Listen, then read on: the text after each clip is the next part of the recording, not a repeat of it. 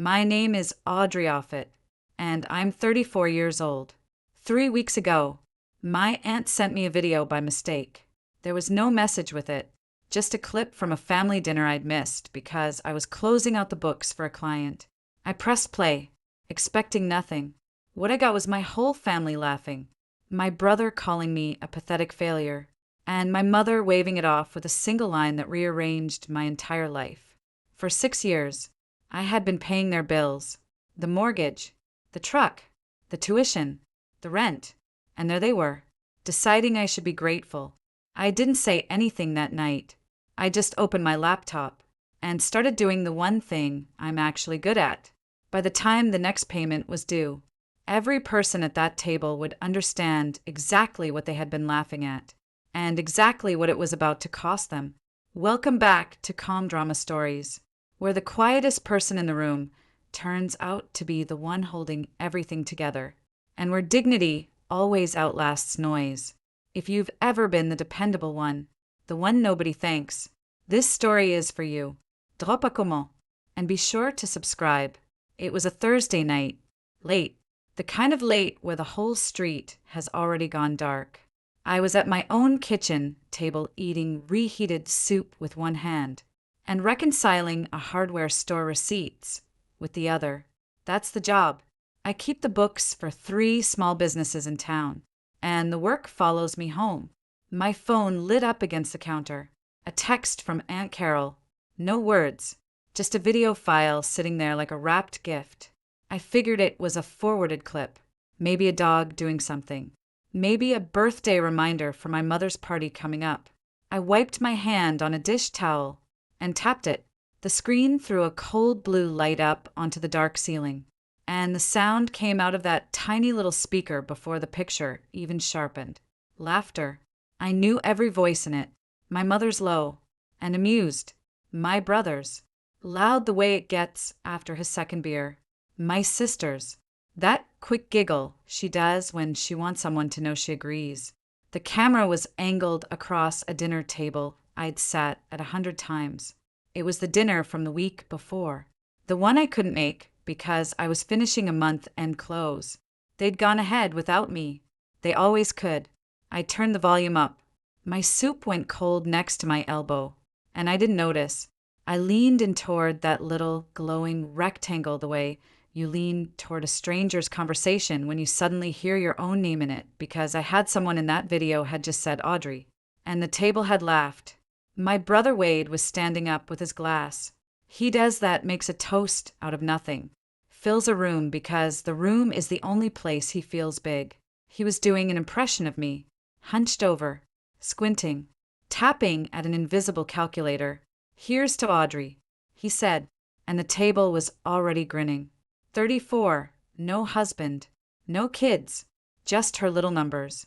A pathetic failure who's real good at adding up everyone else's money. Megan, my sister, laughed into her wine. Be nice, she said in the voice people use when they mean the opposite. And then my mother, Lorraine, at the head of the table, the way she's always at the head of every table, lifted one hand to settle them down like she was the reasonable one. Oh, leave her alone, she said. She's fine. She should be grateful. At least the money gives her something to feel useful about. The whole table broke open at that. Real laughter. The easy kind. The kind that only happens when nobody at the table thinks the person they're talking about will ever hear it. I watched my Aunt Carol on the edge of the frame. She laughed too, but her eyes went down to her plate and stayed there. I sat in my dark kitchen, and I waited to cry because that's what you do, isn't it? The tears didn't come. Something colder came instead. Something quiet and level, like a balance sheet that finally has both columns filled in. I reached out and paused the video on the exact frame where my mother's mouth was still open around the word grateful. I looked at it for a long time. Then I reached for the one thing in my life that has never once lied to me. My ledger. You should know who I am before you decide how to feel about what I did. I'm a bookkeeper. I do the books for a hardware store, a veterinary clinic, and a little bakery on Main Street that would have closed 2 winters ago if I hadn't caught what the last guy missed. I taught myself most of it, then made it official with night classes at the community college while I worked days. Nobody handed me a client. I earned everyone by never being off by a penny. People trust me because numbers don't have feelings. And neither do I, at least not on the page. That's where I'm good. People are the part one never got the hang of. When I think hard, I click the cap of my pen over and over. A little metronome my coworkers tease me about. I was clicking it that night without realizing. Here's the thing I'll admit, because the whole story falls apart if I don't. I have a weakness, and it isn't softness. It's the opposite. I carry things before anyone has to ask. Bill comes due. I pay it. Problem shows up. I solve it quietly alone at this same table at midnight. I never learned how to need anybody. So, I made myself the one everybody needed. I told myself that was strength. I'm good with numbers. I'm worse with people who treat kindness like a subscription they forgot they signed up for. And my family had been on that subscription for 6 years. I just hadn't sent them the bill yet. It started with the house. 6 years ago, my father died fast, the way the strong ones sometimes go, and he left behind the home I grew up in, and a mortgage he'd been quietly losing the fight against. The bank sent the kind of letters you don't show people. My mother couldn't qualify to refinance on her own. She hadn't worked in 30 years. WD's credit was a crime scene. Megan didn't have an income to put on a form. So, the bank looked at the four of us and found exactly one person whose name made the math work. Mine. I sat down with a loan officer, and I bought the house. My name on the deed. My name on the new mortgage. My signature on every page that mattered. My mother got to stay in her home and never pack a single dish. That's what I wanted. I didn't do it to own anything. I did it so my mother wouldn't be the woman whose house got taken the same year she became a widow. Everyone in the family knew I handled the house. That's the phrase they used. Handled like I'd called a plumber. They'd say it at parties. Audrey took care of the house thing. Light. Breezy. A footnote. Not one of them in 6 years ever asked whose name was on the title. They didn't want to know. Knowing would have meant the house wasn't really my mother's anymore. And the story they liked best was the one where Lorraine had held everything together through hard times, all by herself. I let them have that story. I was the footnote who paid the mortgage on the home where they all gathered to laugh at me. The house was just the foundation. After that, the rest came on like water finding cracks. Wade's truck loan when his landscaping business went under for the second time. And the bank was about to take the one thing he needed to work. My niece and nephew's tuition at the private school. Megan insisted they couldn't possibly leave in the middle of everything. Megan's rent after she and her husband split up, and she just needed a year to land on her feet. That year turned into 4. And my mother, of course, the steady drip of her, the electric bill, the medication co-pays, the property taxes on the house I already owned. Every month, it was the same ritual. The first of the month, I'd sit down at this table with my coffee and my spreadsheet, and I'd move money. Click, transfer, confirm, click, transfer, confirm. Wade, Megan, the school, the utility company, my mother. I never made a show of it. I never posted about it. Never brought it up at dinner. Never once said the words out loud. I just did it the way you'd water a plant. Except the plant kept growing teeth. I had a column for each of them in my own private file the way I'd track any account. But I'd never run the total 6 years of numbers. And I had never once highlighted the whole column and let the sum appear at the bottom because some part of me knew the number would be a mirror. And I wasn't ready to see what was in it. Adding it up felt like admitting something. So, I didn't until the night my family told me on video that I should be grateful for the privilege. I know what you're thinking. How does a smart woman, a woman who does this for a living, let it go on for 6 years?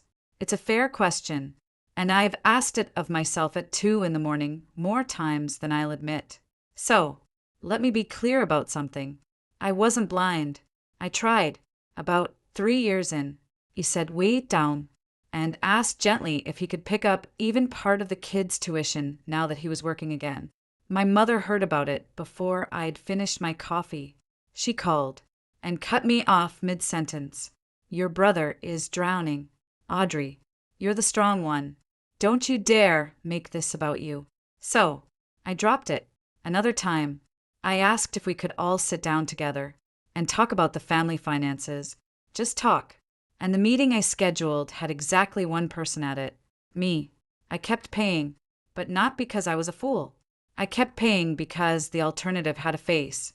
Stop the tuition midyear, and a 9-year-old gets pulled out of school in front of his friends. Stop the mortgage, and my mother, a widow, loses the house she'd buried my father from. Those weren't abstractions. They were real people who would really be hurt. And I was the only adult in the room who seemed to understand that. So I told myself the story everyone in my position tells themselves. I told myself that underneath the taking they loved me, that the gratitude was just buried somewhere. I couldn't see it. That's the lie I lived on. And the video, when it finally came, was merciful in exactly one way. It took that last lie away from me for good. I didn't sleep much, but in the morning, I still made coffee because I'm not the type who lets the ground fall out from under a Tuesday. I sat down at the table. I opened the laptop, and my hand stopped, hovering over the spreadsheet where I keep the recurring transfers, the ones that fire off on the 1st of every month like clockwork. The next round was due on the 1st. I counted the days on the calendar by the fridge, 19 of them, and then I noticed something that made the back of my neck go cold in a way the video hadn't. The 1st of the month fell on a Saturday this year, the same Saturday as my mother's 60th birthday party, the party I was paying for, the party where the whole family and half the town would gather in the church hall to celebrate Lorraine Offit holding her family together through hard times. I sat there with my coffee going cold for the second night in a row, and for the first time in 6 years, I did not click transfer. I opened a fresh tab instead. I pulled up 6 years of bank history, every account, every statement, and I started to read it the way I read a client's books when something feels off. I want to be honest with you about what this was. I wasn't planning revenge. I genuinely wasn't. I was doing an audit. There is a difference between those two things. But by the time I was finished, I'm not sure even I could have told you where one ended and the other began. That weekend, I watched the video again, not to wallow, to audit it, the same as the numbers. I scrubbed it frame by frame in the blue light of my phone, pausing on each face the way you'd flag a suspicious entry. I wanted to know exactly who was in this, and how deep. Wade was the loudest. No surprise, he was the one on his feet doing the impression. Megan was the chorus laughing on cue. The way she's laughed on cue her whole life to stay on the right side of whoever's holding court. My mother was the conductor. One raised hand, and they all settled. One dry remark, and they all laughed. She should be grateful. She didn't even raise her voice to land it. And then there was Aunt Carol, half out of frame, holding the phone. She was the one filming. She laughed when the others laughed, a beat late every time, her eyes dropping to her plate after. I watched her hand the camera angle around the table, and I realized something that stopped me cold. Carol filmed this, and then Carol, 3 days later, sent it to me. No caption, no oops, just sent the whole thing straight to the one person it would gut. I sat back in my chair and clicked my pen, slow thinking. I couldn't tell yet what that was. A fumble of fat fingers on a small screen, or a woman who couldn't say the words out loud, handing me the evidence, and hoping I'd do what she didn't have the spine to. I didn't know which, but I knew I'd find out before this was over. The strangest part was how normal everyone stayed. 2 days after I'd watched my family call me a failure, my phone buzzed with the usual traffic, like nothing in the world had shifted. Wade, hey sis, truck insurance is due. Can you grab it this month? Kind of tighten. Not a hello. Not a thank you. Just the ask. The way you'd text an app. Then Megan sent me a link to a dining set she'd found. $1. 100 with a little note for the apartment. What do you think? What I thought was that she was asking my permission to spend my money, and didn't even know that's what she was doing. And then my mother called, and I let it go to voicemail, and listen later. Audrey, honey, have you booked the caterer for the party? People are RSVPing. Don't leave it to the last minute. And don't you dare embarrass me at my own party. You know how you get quiet. People will be watching. People will be watching. I almost laughed out loud in my empty kitchen. She had no idea how right she was about to be. Not one of them knew I'd seen the video. Not one of them suspected the woman who paid for everything had finally sat down and started counting, and that I came to understand was the only real advantage I'd ever held in this family. Time. For the first time in 6 years. I had time, and they didn't know the clock was running.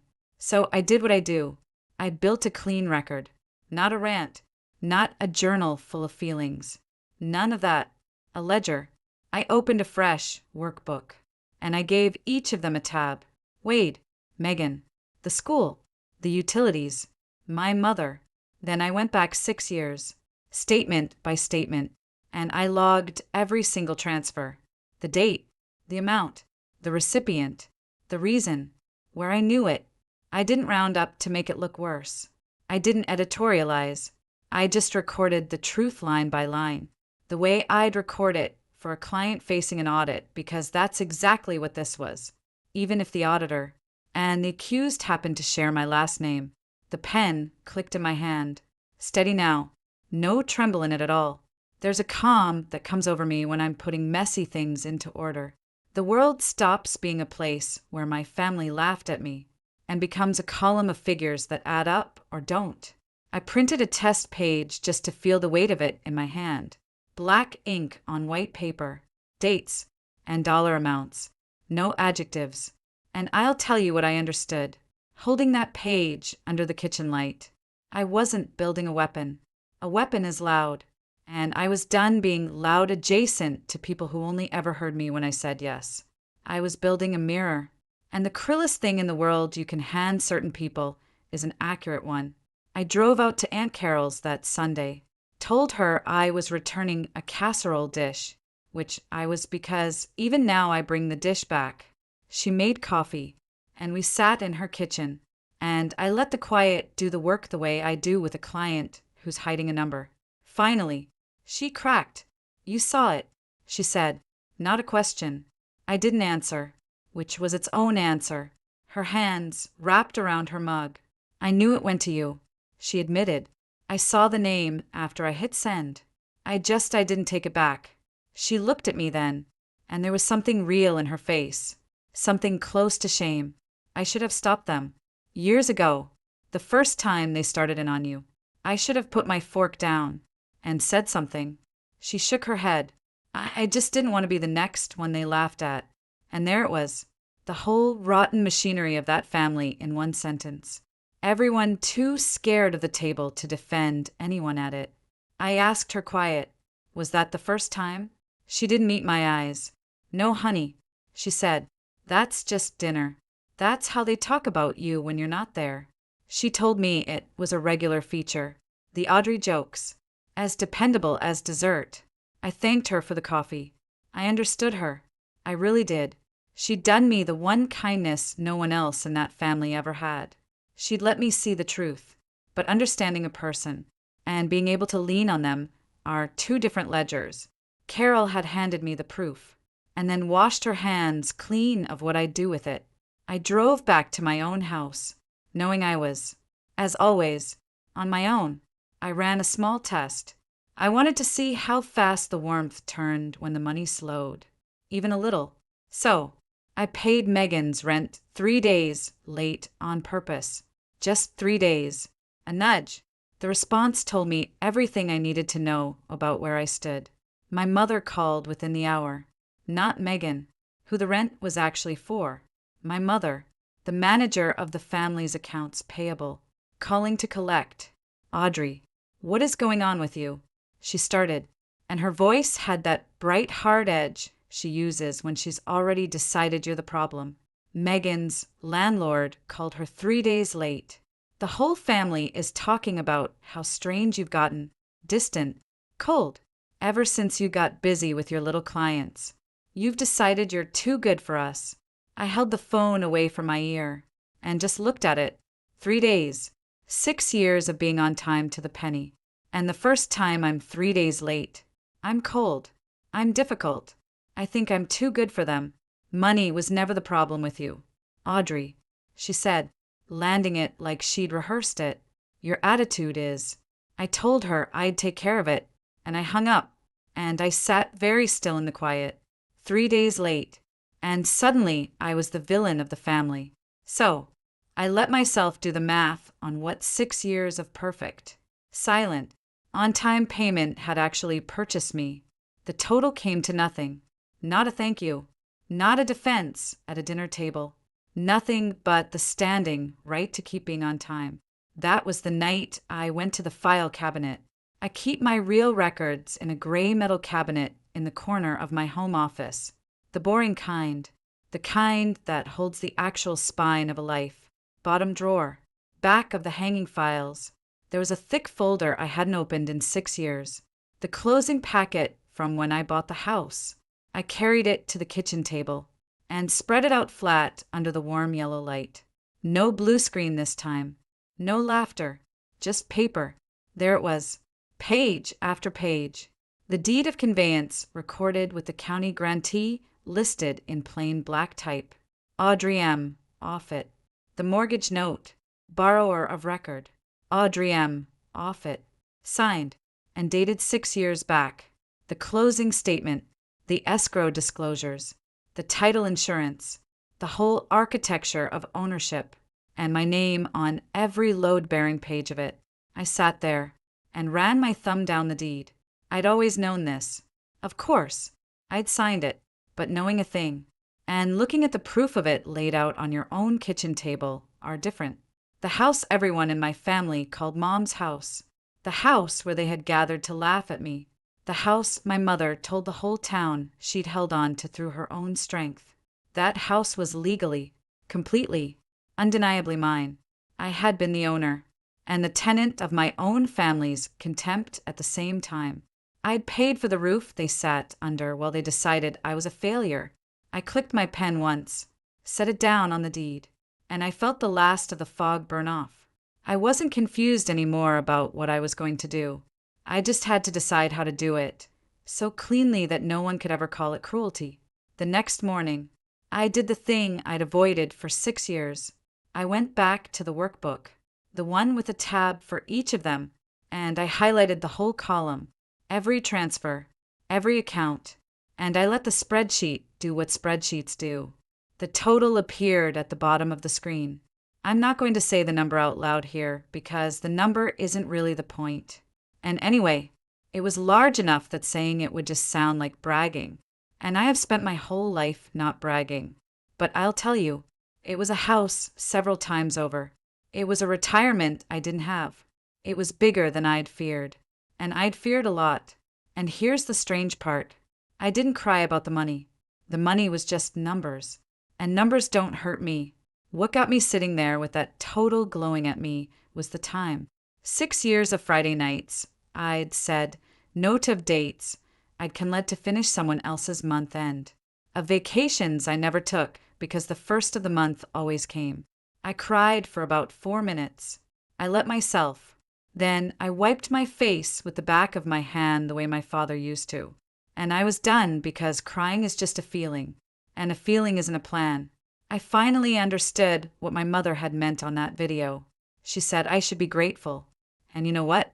She was right that someone in this family should be grateful. They were grateful. Every single one of them was deeply, quietly grateful for exactly one thing, that in 6 years, I had never once added up the total. If you've ever sat with a number you were afraid to add up, the real cost of being everyone's safety net, then you already know how I felt at that table. Stay with me. What I did next wasn't loud, and it wasn't cruel. It was just honest. If this is hitting a little too close to home, leave a comment and tell me about it. And subscribe so you don't miss how it ends. The first real test came from Wade. His truck insurance text was still sitting there, the one with no hello in it. Before, I'd have paid it inside an hour and never mentioned it. This time, I waited a day. Then I typed back one line. Calm. No anger in it at all, because anger would have given him something to push against. I'm not able to cover that this month. That was it. No explanation. No apology. I'd learned a long time ago that a clear sentence with no excuse attached is the hardest thing in the world for a certain kind of person to argue with. My phone rang before I'd set it down. Wait. Of course. The sweetness was gone in about 4 seconds. Since when? He said. Since when are you not able? You got those little businesses paying you. What are you saving up to feel important? I stayed quiet, which made him louder. You think you're better than us now? Sitting there with your spreadsheets. And then, because he couldn't help himself, because the video had told me exactly who he was, he said it. Don't act like you're not the pathetic one here. Audrey. There it was again. Pathetic. The same word from the same mouth. Except now I was on the phone to hear it instead of watching it on a screen. I let the silence sit. Then I said, Okay, Wade. And I hung up one sentence. I'm not able to. It cost me nothing. And it cost him everything. And we both knew exactly which of us was about to feel the difference. After that, the phone didn't stop. It turns out a family that never calls to ask how you are will call constantly the moment the money flinches. Megan first texting that I was being so selfish right now that Wade had enough going on without me playing games. Then a cousin I hadn't heard from in a year, suddenly concerned about the family being divided. Then my mother, the heavy artillery. She didn't call this time. She sent a text.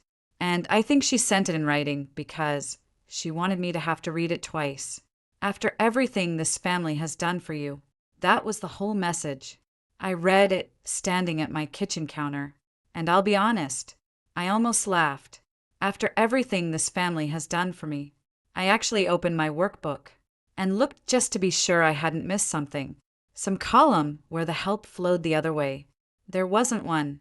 Everything this family had ever done for me fit comfortably in the empty space below the totals. I set the phone face down on the counter, and I didn't answer a single one of them. Not Megan, not the cousin, not my mother. Instead, I reached into my desk and took out a stack of plain manila envelopes, the heavy kind, and I set them on the table in a neat row. I smoothed the top one flat with my hand. I didn't know yet exactly what words I'd put inside them, but I knew the shape of what I was building now. And for the first time in 6 years, the quiet in my house felt like mine. I thought hard about how to do it, because how you do a thing is the whole thing.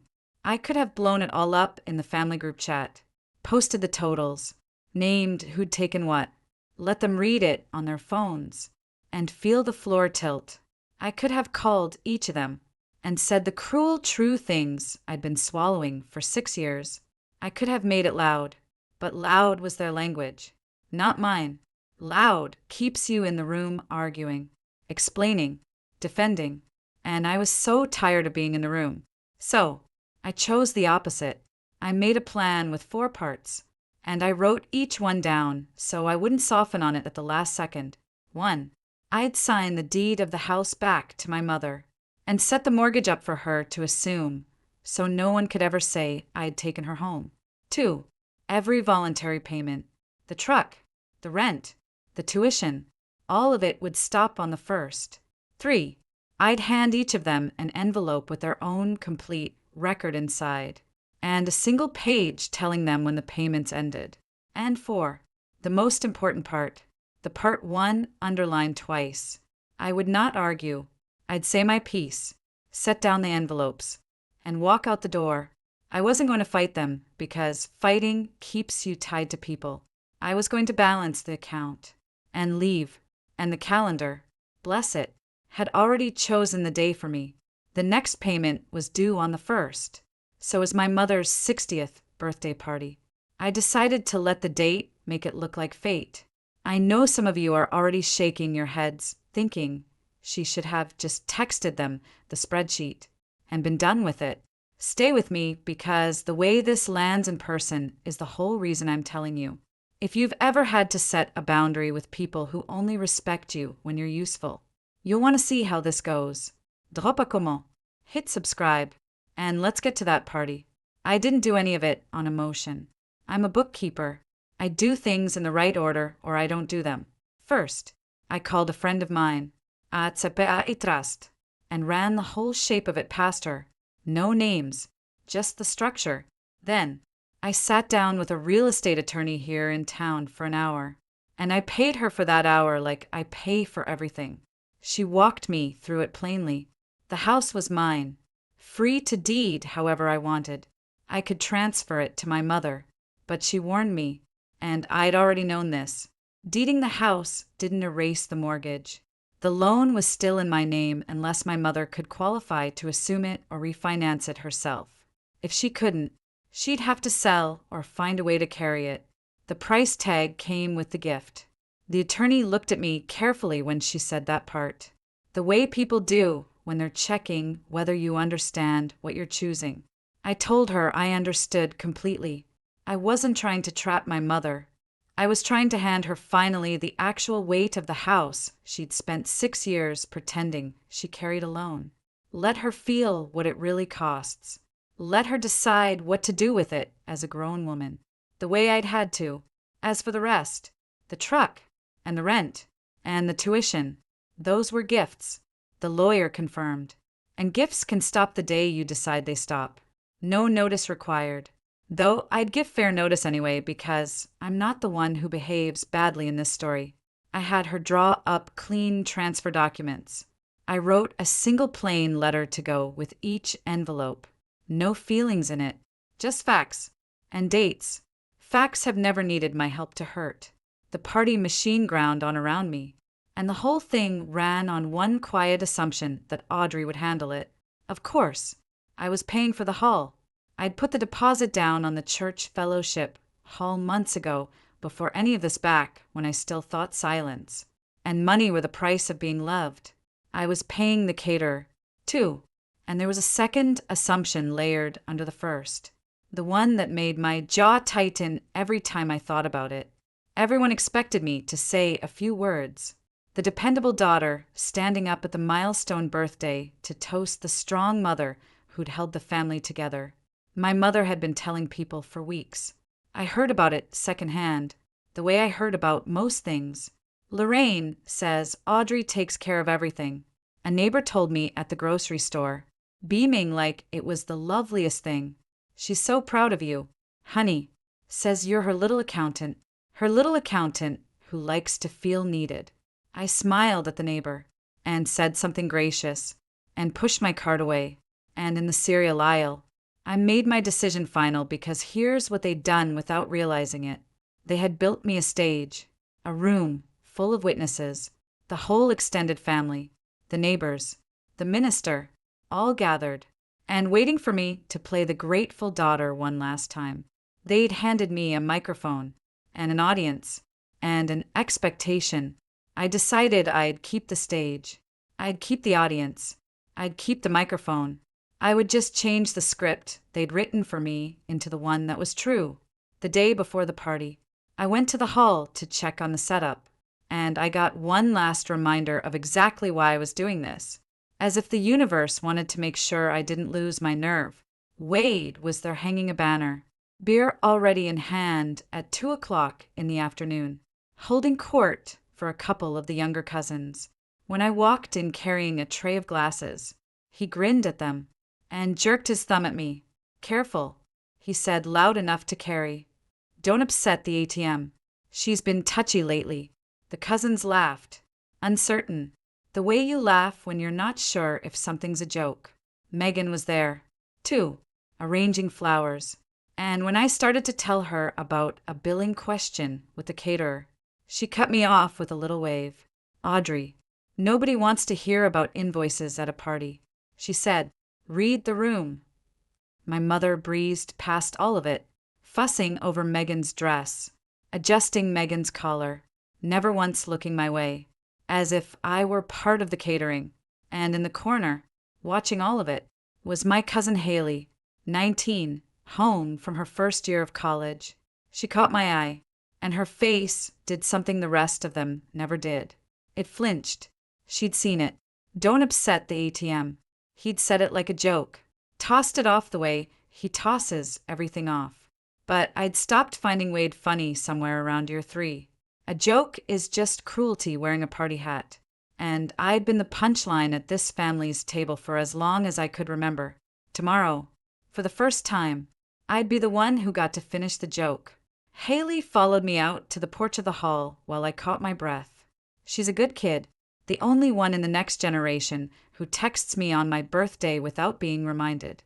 "Aunt Audrey," she said, hugging her arms against the cold. "Are you okay? They shouldn't talk to you like that. It's not funny." I looked at her for a second.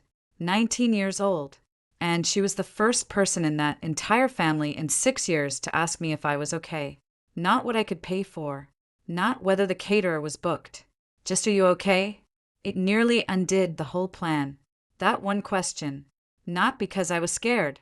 Because I suddenly didn't want her to see what I was about to do. And think it was anger. Think it was the family's same cruelty, just pointed in a new direction. "I'm okay. Haley," I told her. "I'm better than I've been in a long time. Actually." She frowned, not quite believing me. "They take you for granted," she said. "You're the only one in this family who ever shows up for me." And that right there was the thing that locked it in, because I realized the kindest thing I could possibly do for that girl wasn't to keep absorbing it quietly. So, the peace held. The kindest thing I could do was show her calmly in front of everyone that you are allowed to stop, that you can love people and still refuse to be their punching bag, that walking away with your head up isn't the same as starting a war. I squeezed her hand. "Come find me tomorrow," I said, after I say my few words. That last night, I sat at my kitchen table and put it all together. The envelopes were lined up, heavy manila, one for each of them, into my mother's. I slid the new deed, transferring the house into her name. The letter from the attorney explaining the mortgage would now be hers to assume or refinance. And her ledger, 6 years of every dollar totaled at the bottom, into WDs, his own column, the truck, the insurance, the loans I'd quietly cleared with the date the payments would end into Megan's 4 years of rent, and a dining set's worth of what do you think's. And the same date. I sealed each one and wrote the name on the front in my steady bookkeeper's hand. My pen moved without a tremor. I signed the letters. One click of the cap between each signature, the sound filling the quiet kitchen like a slow clock.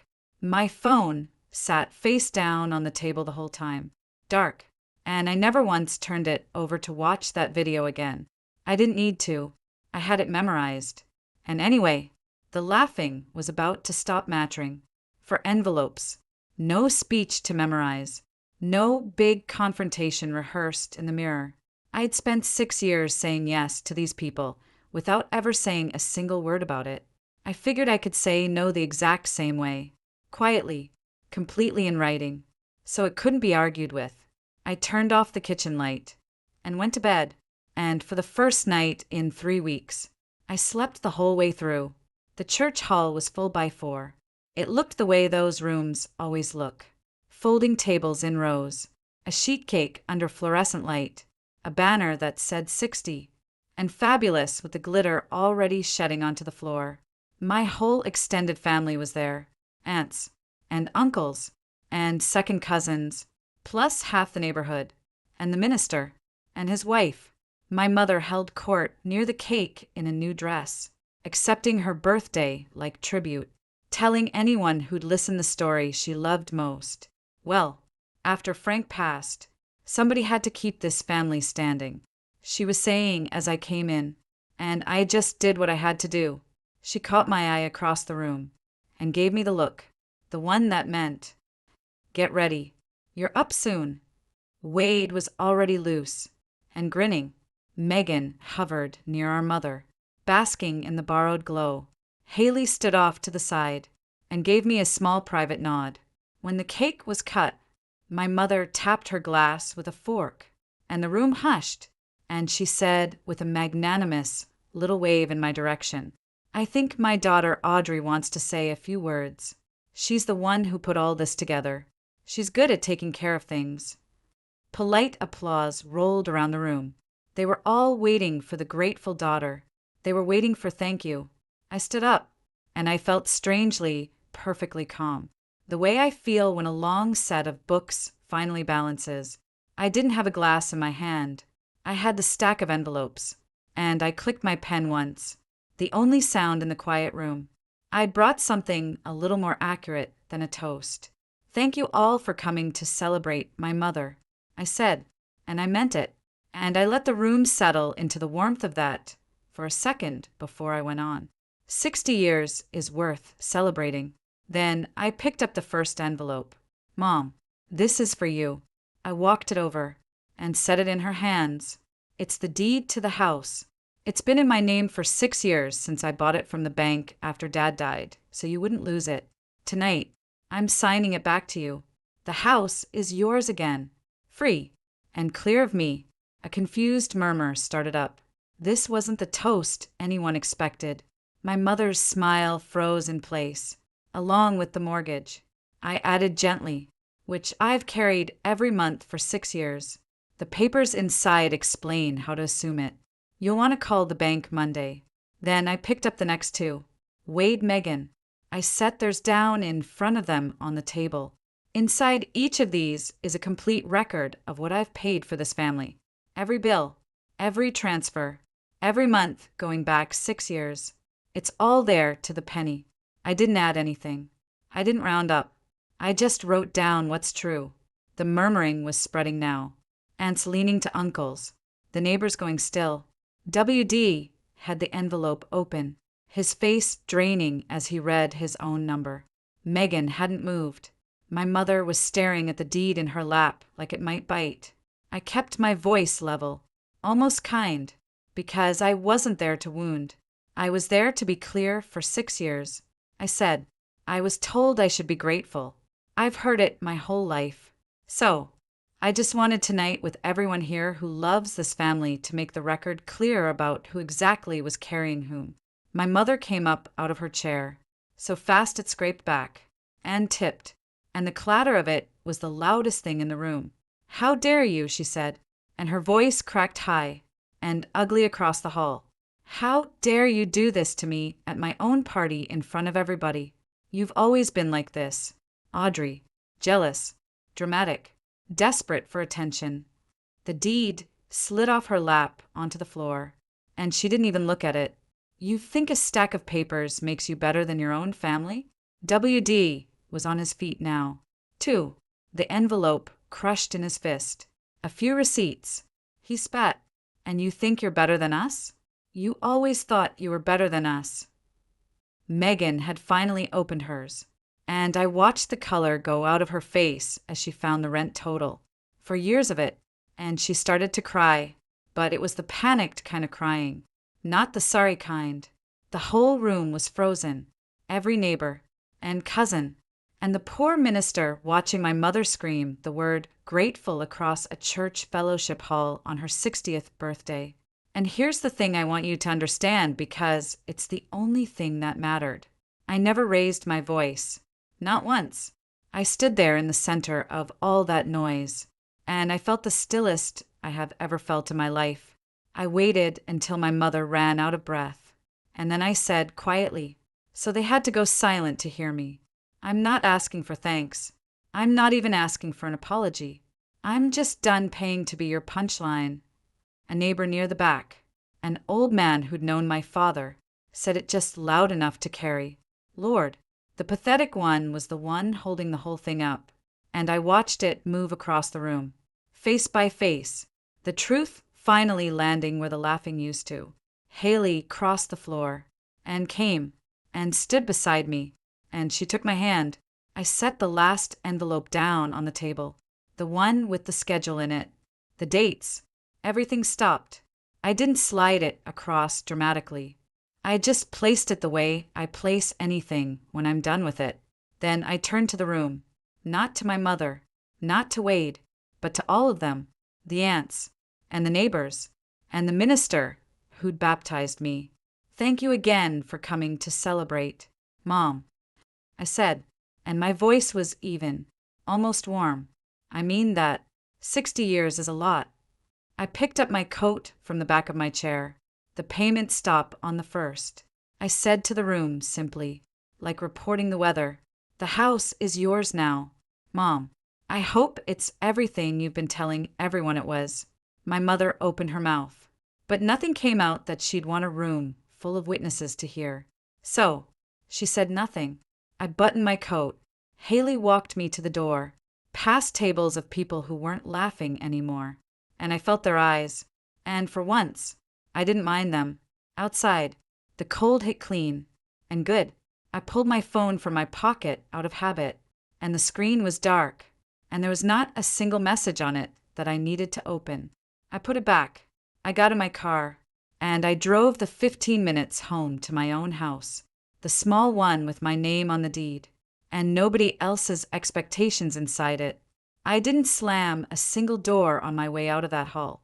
I just finally stopped holding one open. The fallout came in the shape I expected, just faster. My mother called the bank that Monday like I'd told her to, and learned what the house actually cost every month. She couldn't carry it alone, so she refinanced what she could, cut her spending to the bone for the first time in her adult life, and stayed in the house, paying her own way at 60.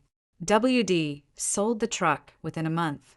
Turns out, he could have been making the payments himself for years. He just never had to. Megan moved to a smaller apartment across town, and last I heard, took a part-time job at the front desk of a dentist's office. Her first real work in years. And the story they told, of course, was that I'd abandoned my family, that I'd humiliated my poor widowed mother at her own birthday. Some relatives believed it, the ones who weren't in the room. The ones who were in the room who'd watched my mother scream and read the totals over WD's shoulder. Those people went quiet and a little careful around her after that. I didn't defend myself to anybody. I'd learned that lesson finally. The ledger said everything I needed to say, and it didn't need my help. When one aunt called to lecture me about forgiveness and family and being the bigger person, I didn't argue. I just said this isn't something I'm looking for input on, and I wished her a good night, and I hung up. It's a complete sentence, that one. I recommend it. It closes an account faster than anything I know. Life got quieter, and then it got good. I took on 2 new clients because for the first time in 6 years, I had the bandwidth, the money, and the evenings. I took a whole weekend off and drove up to the lake and didn't bring a single spreadsheet. I'd forgotten what my own time felt like in my hands. About a month after the party, my phone buzzed with a text from Aunt Carol. Just one line. "You did the right thing. I'm sorry I didn't." I looked at it for a while. It was true, and it was real, and it cost her something to send. But it wasn't enough to undo years of laughing a beat late and looking down at her plate, and we both knew that. So I wrote back, "Thank you, Carol. I appreciate it." And I left it there. I didn't invite her back into my life. Understanding a person doesn't obligate you to keep paying their tab in money or in chances. The one relationship I did keep was Haley. She calls me now, not when she needs something, just to talk. And sometimes she drives over, and we make dinner, and she tells me about school. It goes both ways, the way it's supposed to. That's the only ledger I keep with family anymore. The kind where both columns actually fill in. The rest of them have my number. They know where I live. They know the door isn't locked exactly. It's just that I'm not standing in it, holding it open with my own 2 hands anymore. If they want to come through it, they can do what I did. They can carry their own weight. I learned something at that party I wish I'd known at 28. Generosity isn't a debt the people you love, get to collect from you forever. And the day you finally sit down and balance the account, you find out very quickly who valued you and who only ever valued the money. That's my story. 6 years of silence for envelopes and one birthday that finally told the truth. If you've ever been the one quietly keeping everyone afloat, the dependable one nobody bothers to thank, let this be your sign. You're allowed to stop. You can set the weight down and still be a good person. If this story reached you tonight, share it with someone who needs to hear it. Drop a comment and tell me your version. Hit subscribe, and I'll see you in the next one. Next, I will tell you the second exciting story. When my sister was born, I was 5 years old. Not long after my parents welcomed their second child, my younger sister Lin Yunjiao. Someone swapped her with another infant right at the hospital. I saw it happen with my own eyes, said nothing, and secretly switched them back myself. 20 years later, a disheveled young woman showed up in tears before my parents, wailing, "Mom, Dad, I am your real biological daughter." The atmosphere at home had turned bizarre the moment I returned from a business trip abroad. My parents looked uneasy, and the house was unnaturally quiet. Lugging gifts I'd brought for everyone, I asked, "Where's Xiao Zhao? It's the weekend. Doesn't she usually come home?" Yun Zhao is 5 years younger than me. She's a sophomore at a local university and normally rushes home every weekend without fail. On the way over, I could already picture her reaction. She'd bolt over like a puppy the second I stepped through the door, take my suitcase, and cling to me, murmuring, "Sis, I missed you so much." But there was no sign of her, only my silent parents. My dad beckoned me over. "Yu, come here. Your mom, and I need to talk to you about something very important." As the eldest child of the family, I'd already started taking over parts of the family business by the time I went to college. The Lin family is a proper wealthy clan. We have a complete, documented family tree going back generations, and our ancestors held prominent positions. All our relatives are well off now, and the family estate might as well have a throne waiting for us. Both Yun Zhao and I were set to inherit it. What are you two being so mysterious about? I walked over, puzzled. Did something happen to Xiao Zhao at school? She wouldn't bully anyone else. But no, it's not that, my mom said, pulling me down to sit. Her expression was incredibly complicated, more serious than anything I could imagine. It's far more serious than that. More serious than my sister getting bullied? Did our family go bankrupt? Which industry? We had stakes in so many sectors, I couldn't immediately guess which one was failing. Also, no, my dad said, his face drawn with worry. "Yu, have you ever thought that maybe Xiao Zhao isn't our child?" I froze. Then I turned to my mom. "Mom, did you do something wrong when you were young?" That earned me a smack. "What nonsense are you thinking?" My dad's voice rose. "I mean, what if Xiao Zhao isn't mine or your mother's child?" "Impossible," I answered without hesitation. After I spoke, my mom nodded in agreement. Her brow furrowed. "Exactly. How could a child we've raised for 20 years not be ours?" Their behavior was too odd. I crossed my arms and leaned back, looking between them. What on earth happened? Who said Xiao Zhao isn't our child? From them, I heard the absurd story that had unfolded while I was away. A few days prior, a 20-year-old girl had shown up, dusty and bedraggled, and thrown herself at my mother's legs, sobbing, "Mom, Dad, I am your real daughter, your current younger daughter, Lin Yun Zhao. She's fake. Her birth mother swapped us the day we were born."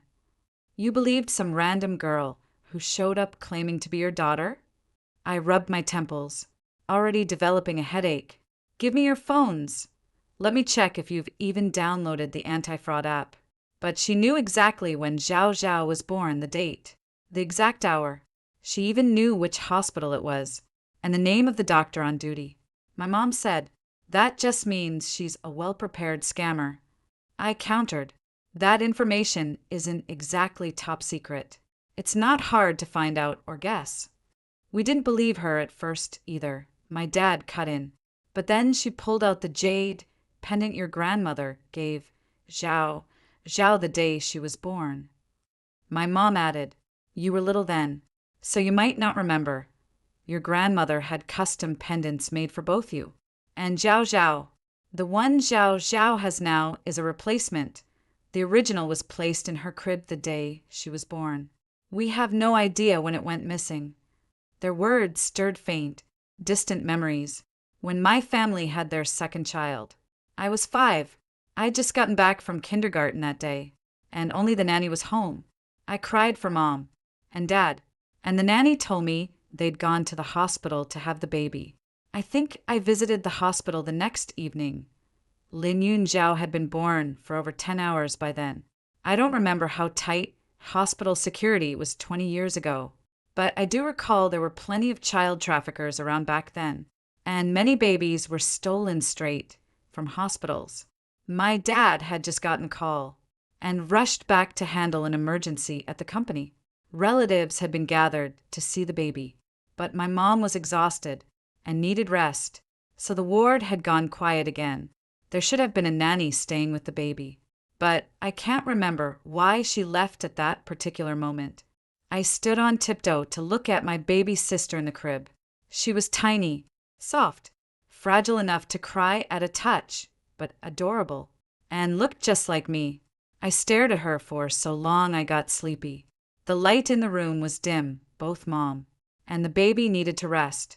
Drowsiness crept up on me, and for some reason, I thought the coat my mom had hung on the rack looked warm and comfortable, so I dragged it over, wrapped myself in it, and curled up against the headboard to sleep.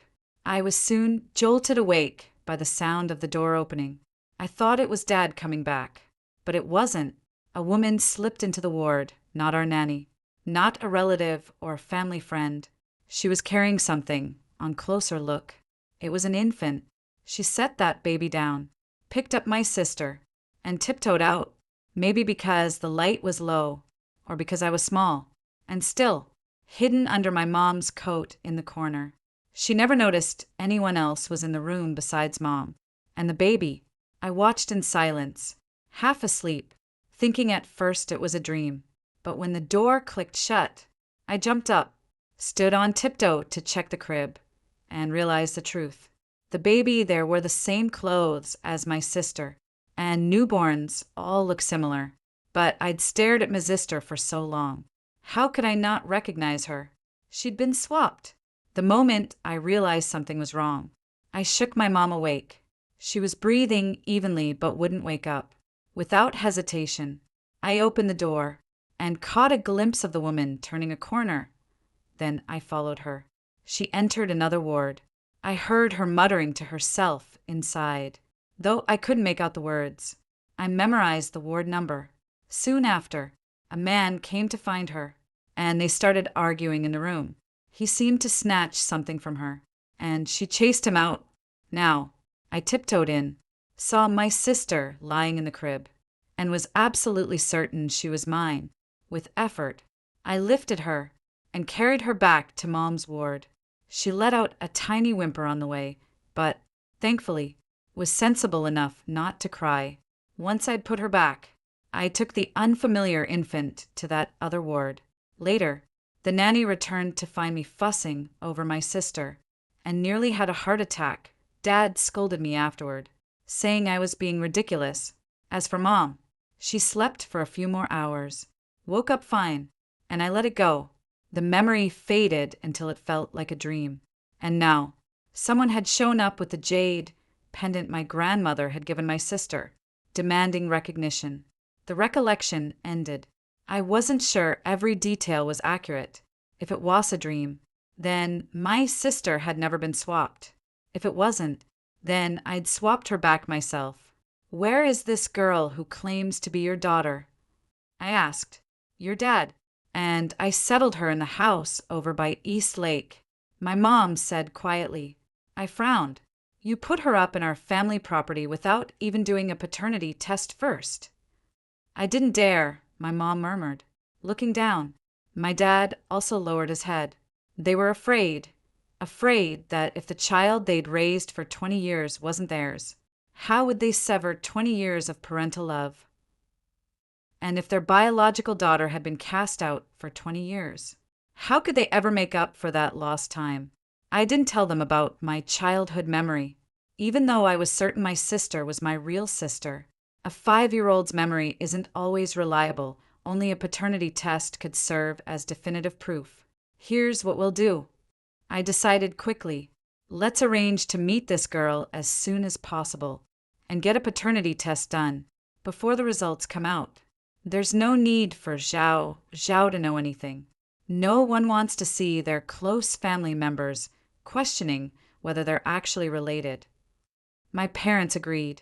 They knew that no matter how hesitant they felt, this had to be resolved, and the sooner, the better. What if the test shows she really is related to us?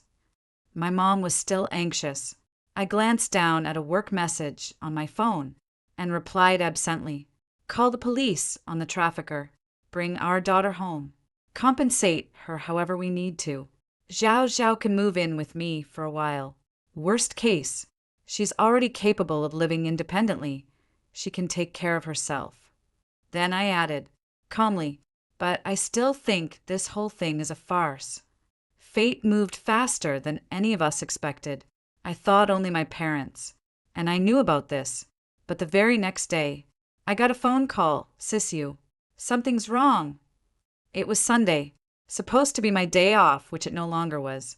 Generally, college students don't get called to the police station. But today was an exception. Lin Yunjiao had gotten into a fight at school. The caller was one of her friends, who said Zhao didn't want Mom and Dad to find out. The news that my sweet, well-behaved sister had gotten into a physical altercation shocked me. By the time I arrived at the police station, it was chaotic. In the crowd, I spotted red-eyed Lin Yunjiao with her friends and her young academic advisor, who looked barely a few years older than her. They'd all come to the station to deal with the campus fight, their nice weekend thoroughly ruined. Zhao, I called out. In the crowd, the red-eyed, indignant girl turned, saw me, and rushed over to hug me. Sis, you're finally here. I checked her over carefully and saw she wasn't hurt, just a slight redness on the back of her hand. Why did you get into a fight? She announced loudly. Sis, Pei Zhou cheated on you with a girl from my school. Pei Zhou, my fiancé. Only then did I spot the man I hadn't seen in over a week in the crowd. For someone of my background, it was impossible to pursue pure love without considering a partner's family and personal qualifications. Pei Zhou was the fiancé I'd chosen for myself. His family status matched ours. He looked good, and both sets of parents were satisfied.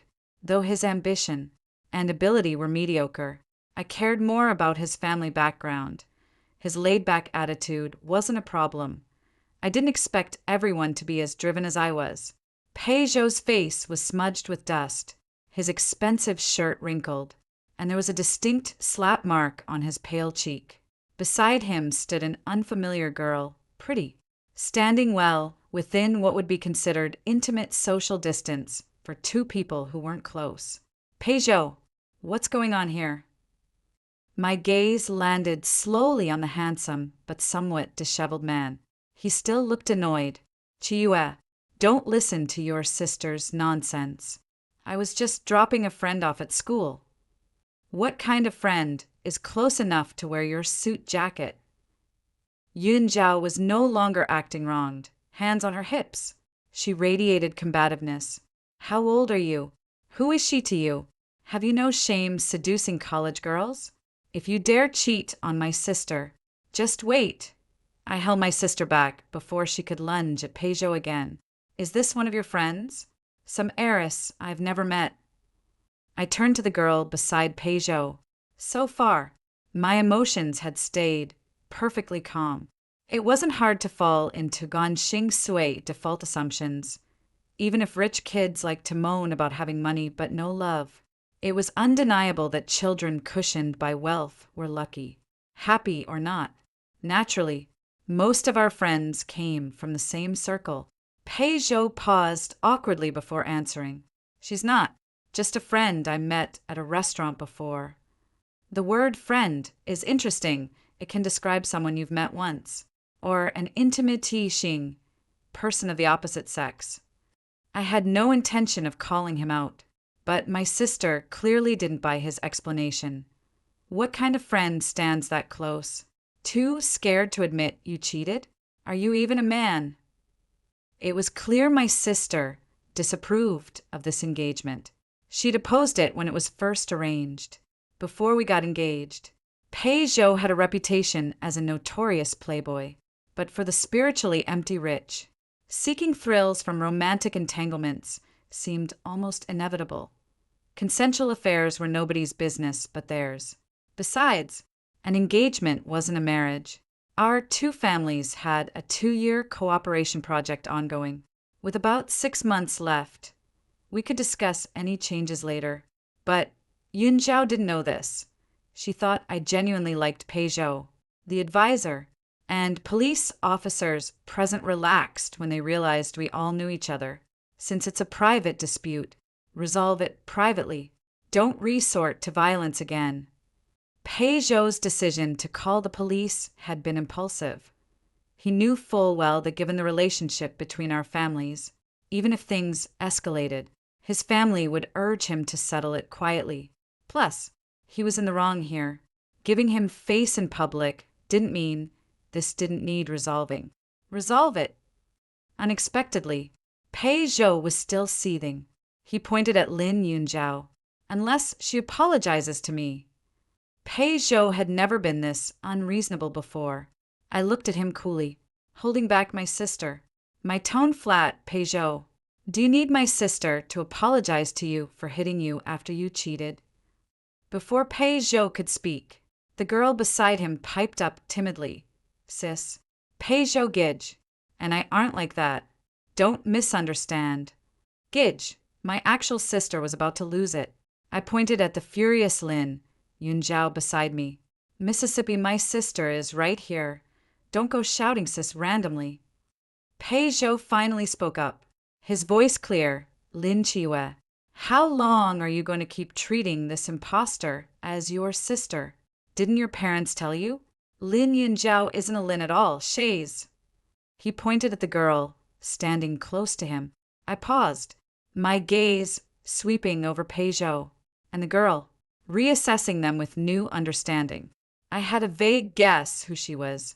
Before I could speak, Yunjiao cut in. What nonsense are you spouting?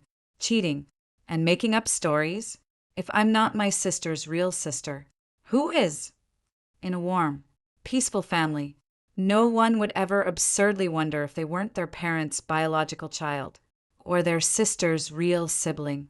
Then the timid girl started crying, looking at me with wounded eyes, as if watching the sister she thought should have been hers doting on someone else. I paused.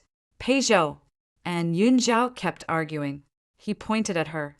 Still angry, you don't even know. Do you? Lin Yunjiao, your birth mother swapped you. And Rujin the day you were born. You're not a Lin at all. Zhang Rujin. I remembered my parents mentioning the name of the girl who'd come to claim kinship. So that was her. I hadn't realized she went to the same university as Yunjiao. I lowered my eyes, thinking, what role did Peugeot play in all this? We were still at the police station, with Yunjiao's friends, all from our circle, around. At first, I hadn't wanted my sister to know about this before the truth came out, but now dozens of people knew. My sister still thought Peugeot was talking nonsense, until he threw the accusation at me. If you don't believe it, ask your sister. There's no way your parents wouldn't have told her something this big. Only then did Yunjiao look at me, but she knew me best. She'd spent her childhood following me around whenever Mom and Dad were busy, and no one read my expressions better than she did. Sis, is what he said true? Just as she understood me, I understood her. In those few seconds, She must have run through countless scenarios, now watching my face for the answer. My brief silence seemed to confirm it. Yun Zhao's eyes turned red again, not from anger, but from disbelief, sadness, and the absurdity of fate. It was unbearable. I looked coldly at Pei Zhou.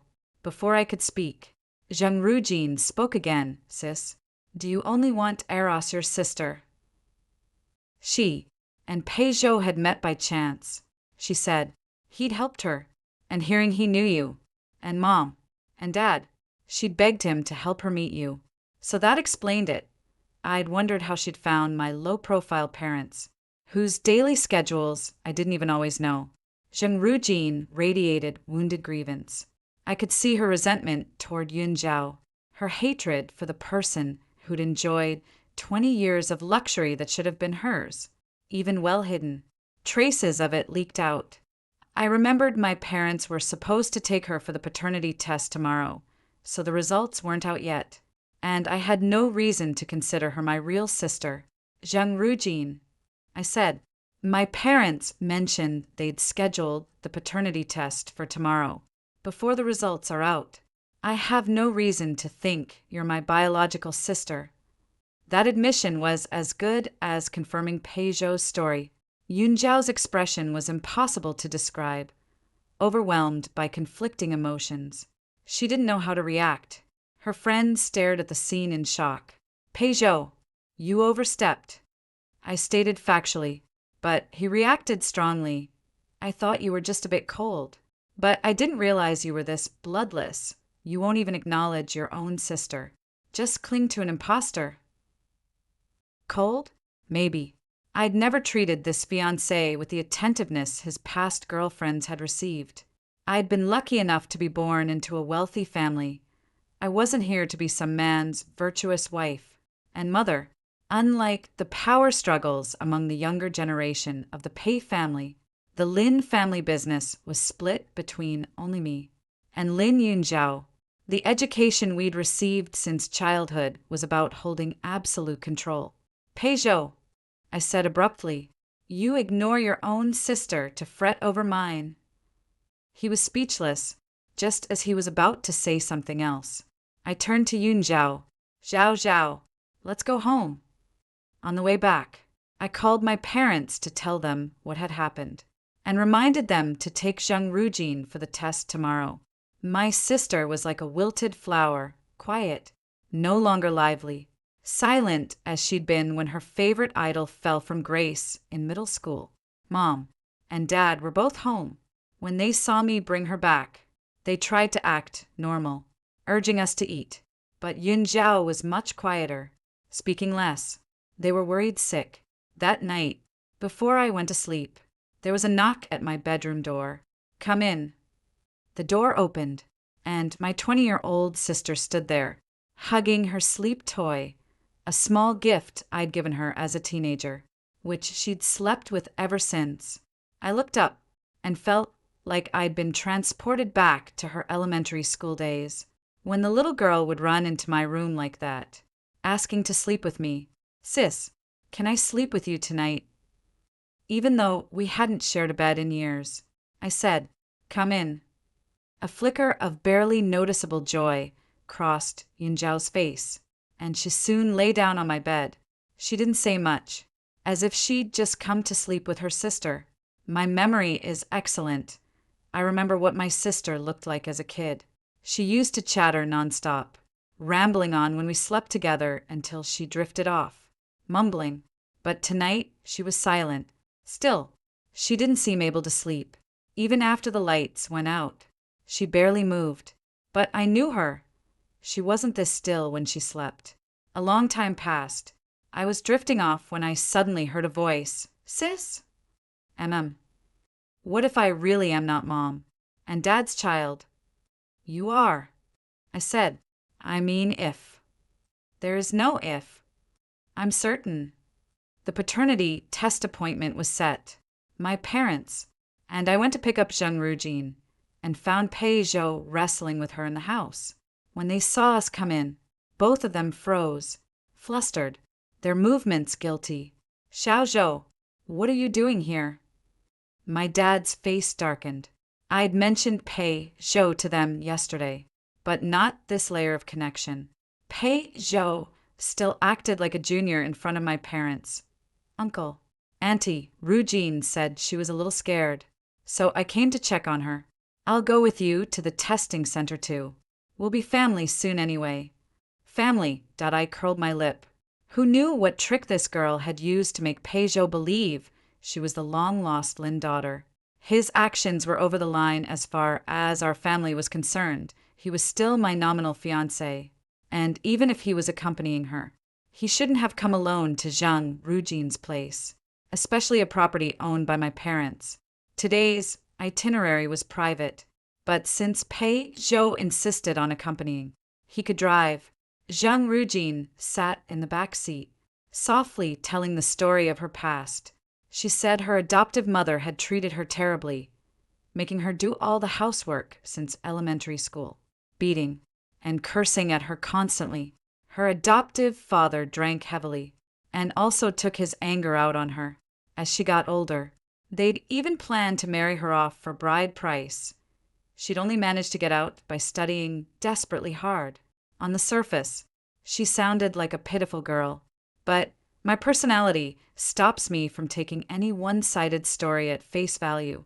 It's a universal human trait. Everyone selectively shares details favorable to themselves. How did you find out about your background? I asked abruptly. Zhang Rujin didn't seem surprised by the question. Maybe she'd told this story to others before. Last year, I went home and accidentally saw my adoptive mom's phone. There were photos she'd taken of Lin Yunjiao and other pictures. She'd labeled the album Good Daughter. I saw a photo of her neck. There was a jade pendant identical to mine. Later, when she was drunk, she ranted and cursed, saying her real daughter was enjoying a life of luxury at a rich family's house, while the rich man's daughter was waiting on her. As she spoke, Zhang Rujin added, I asked my adoptive dad. He said I wasn't even supposed to be born for a few more days, but she insisted on inducing labor that day. The story sounded too plausible. The jade pendant around Zhang Rujin's neck wasn't fake, and my parents couldn't help but imagine their biological daughter suffering through all this. Their hearts ached. Before you came to my parents, didn't you think to do a paternity test with your adoptive parents first, to confirm if you were biologically theirs? I asked. Zhang Rujin stiffened, stammering. I didn't think of it at the time. Fair enough. On one side was the possibility of becoming a wealthy heiress. On the other, an unloving, ordinary family. Anyone would subconsciously avoid the latter. Chiyue, that's enough. Pei Zhou, who was driving, cut in. Why are you interrogating your sister like this? Whether you acknowledge her is decided by blood, not by your closeness to Lin Yunjiao. I smiled slightly. Exactly. It's decided by blood relation. Let the paternity test speak for itself. The test results would take 3 days. The next day, there was a banquet to attend. The Jiang family's little princess was turning 18, and they'd invited our whole family. Our families had some history, so we had to show face. My sister was closer to the birthday girl. They were only 2 years apart. Mom and Dad were socializing with the Jiang elders, so after a quick greeting, I found a quiet spot to drink. Yun Zhao had been pulled away by the birthday girl to whisper earlier. She'd probably been in a terrible mood these past 2 days, hiding to cry several times, and saying she was fine whenever I asked. Lin Chiyue. Someone called my name from behind. I turned and saw the newcomer, then turned back indifferently. Young Master Jiang. Long time no see. Jiang Yanxiao wore a black shirt, 2 buttons undone to reveal his collarbone, a silver necklace glinting at his throat. He walked over slowly, leaning in from behind, bracing his hands on the railing on either side of me, encircling me with very little space between us. Jiang Yanxiao. I warned him. He didn't let go, speaking in an intimate tone. I saw your fiancé bring girl in. Looks like he's trying to bully your sister. What does that have to do with you? I said coldly. I also saw Pei Zhou holding another woman's hand. He chuckled softly. Back when someone else looked at you twice, you'd get jealous. Did you take Chinese medicine to fix that possessiveness? A qualified ex should stay dead quiet. Jiang Yanxiao. And I dated in college. Our first relationship. When we'd just come of age. We'd invested a lot of emotion. And neither of us lacked possessiveness. Later we broke up after a fight. He went abroad to further his studies. And I didn't try to stop him. We're the same kind of person. Ambitious. Unwilling to bow. Unwilling to let romance get in the way of our careers. So I didn't stop him when he left. But on the night I got engaged to Pei Zhou last year, he called me from abroad. I answered, but said nothing. He was silent too. After a long pause, he said, "Do you like him?" I replied, "None of your business." Jiang Yanxiao then said, with certainty, "He's not your type. This engagement won't last long." I hung up. I hate it when men are more confident than me. Now it seemed his crow mouth had been right. This engagement wouldn't even last 2 years. "When did you get back?" I asked. "Just landed this morning." Jiang Yanxiao said. He'd clearly made an effort to come back for his sister's coming-of-age ceremony. "Let go. I'm going down to check the situation." From my spot, I could see some commotion below. Jiang Yanxiao didn't leave. "Don't worry," he said. "I already told Jiang Manian. If anyone bullies Lin Yunjiao, she doesn't need to hold back. If she hits someone, it's on me. No one can bully your sister." I turned to face him. "Jiang Yanxiao, what do you mean? Trying to be the other woman?" He leaned down, resting his forehead against mine. Pei Zhou doesn't deserve you. There's no way he'll get the Pei family inheritance. His ability can't even match his own sisters, let alone his cousins. He only wants to marry you to boost his own leverage. Why choose such a disloyal partner? I'm different. Professionally, I'm an honest businessman. Personally, I've only ever been with you. Much cleaner than him. Going abroad had clearly corrupted his morals. He talked utter nonsense. I pushed Jiang Yanxiao away and went downstairs to check. But I was too late. The dispute seemed to have already subsided. People kept glancing at me with strange, curious expressions, wanting to ask something but not daring to. Snippets of my and my sister's names drifted from the crowd, mixed with words like real heiress and fake heiress. Pei Zhou had brought Zheng Rujin to Jiang Yunyan's coming-of-age party. By now, the story of Lin Yunjiao and Zheng Rujin's backgrounds had spread, probably thanks to Pei Zhou, or maybe Yunjiao's friends. Either way, Pei Zhou was the culprit. My parents were nowhere to be seen. My sister was probably with the birthday girl. I headed for the lounge. The corridor was carpeted, so my high heels made no sound. Passing a door left slightly ajar. I heard Pei Zhou's voice inside. "Rujin, since you're a Lin child, you're entitled to a share of the Lin family assets. Once the paternity test results are out, Lin Yunjiao will lose her inheritance rights. Lin Chiyue doesn't even like you as a sister. Why would you care about her?" Another female voice spoke. "But I don't know how to manage a company." "It's fine. I'll help you." "That won't work. She's your fiancée." I don't know what physical contact happened inside during the moment of silence that followed.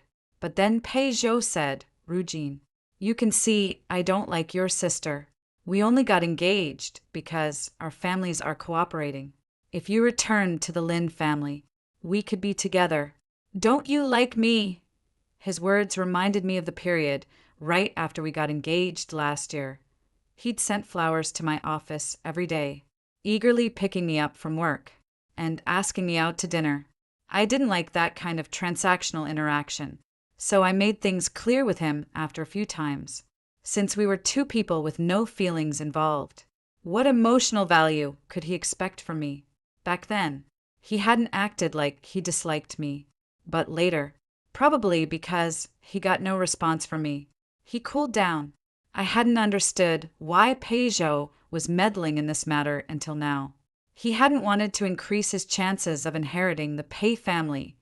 He'd set his sights on the Lin family's assets. The term gold digger was foreign to me since childhood. My parents had taught us never to rely on men or let them take advantage of us. The girl inside, who thought she'd already won over a wealthy young master, was still listening to him paint a picture of a perfect future. I walked away silently. The moment I turned, I saw Jiang Yanxiao standing not far away, smiling. Seems your family's been lively lately. If you want to watch a drama, go to the theater. I retorted. When are you breaking off the engagement? Jiang Yanxiao asked. I looked at him. When did I say I was breaking off the engagement? Even if I do, what's it to you? The mistress should have the awareness to be ready to step up at any time. He suddenly grabbed my hand and kissed the back of it. Going abroad had really lowered his moral standards. I fetched my tearful sister from the birthday girl's room and took her home. What's there to cry about? I handed Lin Yunzhao a tissue. I already told you, you're my sister. The little girl, eyes swollen from crying, looked up at me, then burst into tears again. But what if I'm not? You didn't see Peugeot and Zheng Rujin. They're definitely sleeping together. What if she goes back to the Lin family and listens to Peugeot and schemes against you? He's your fiancé.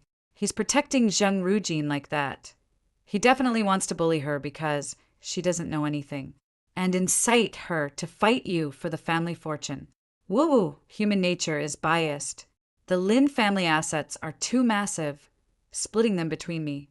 And Yun Zhao is more than enough. She's playful, hasn't settled down enough to want to manage the company yet. Life is decades long, Mom, Dad, and I aren't in a hurry to have her learn the ropes. Originally, we'd planned to gradually introduce her to company affairs after she graduated. I stroked my sister's head, sighing softly. The results will be out in 2 days. You're definitely biological. Mom, Dad, and Yunzhao didn't understand where my confidence came from, and I couldn't explain a 5-year-old's memory. I still intended to let the paternity test shut everyone up. Yunzhao might think I agreed to the test because I had doubts, but that wasn't it. It was simply the cleanest way to resolve this. Some people needed to face the consequences of their actions, even if they hadn't affected my family in 20 years. But I underestimated the viciousness of human nature. The day Yun Zhao went back to school, she ran into trouble there. A teacher friend of hers forwarded me a post from their university's confession wall. A sophomore finance major has quite the nerve. Still showing up to class wearing luxury brands even though she's a fake heiress who stole someone else's life. Her birth mom swapped babies at the hospital 20 years ago. Didn't she think the real heiress would be able to get into the same university as her?